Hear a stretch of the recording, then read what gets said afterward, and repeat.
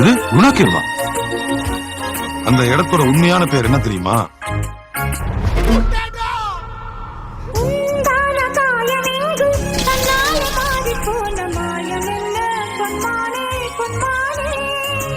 சாத்தானின் அடுக்கல், devil's kitchen.